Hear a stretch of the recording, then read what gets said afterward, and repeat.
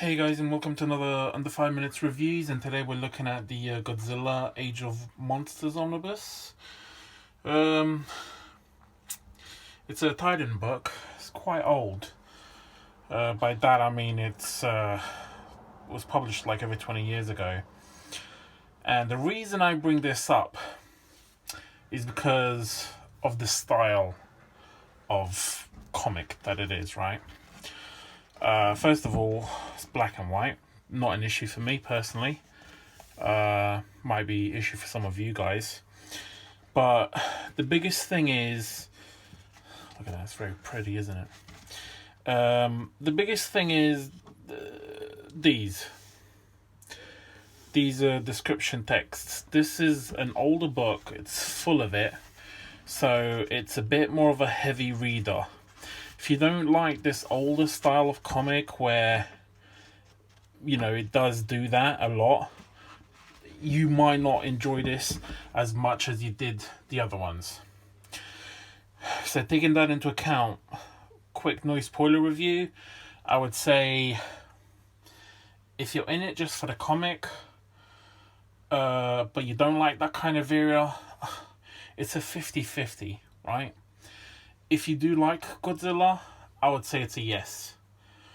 And I mean, if you really enjoy all Godzilla stuff, then it's going to be a yes. I did thoroughly enjoy this. It's definitely a bit more wordy than, you know, what you might be used to. But overall, really nice book, good story, good epic moments. You know, generally it's really good. So I would say this is a yes, to be honest. Especially if you like Godzilla. Once again, it's any Godzilla is good Godzilla in my book, you know. But yeah, guys, now on to the little bit of spoilers. So basically, I really love when they do this. I mean, just look at that. Essentially, this is kind of like Stokoe's Century War, except you don't follow the person who initially encounters Godzilla. They kind of appear later on. And yeah, like I said, they kind of appear later on, so you don't really follow them too much. The story's pretty good. Basically, they find a stone in Tokyo. They don't listen to the guy, and it calls out the monsters, so all the, you know, kaiju awaken, basically. And but the main story is gonna be, I mean, the main monster fight is gonna be Godzilla versus this, which I found to be incredible. I mean, look at that. I've never seen a Mecha Godzilla like that before. I mean, just take a good look. It's really fucking cute.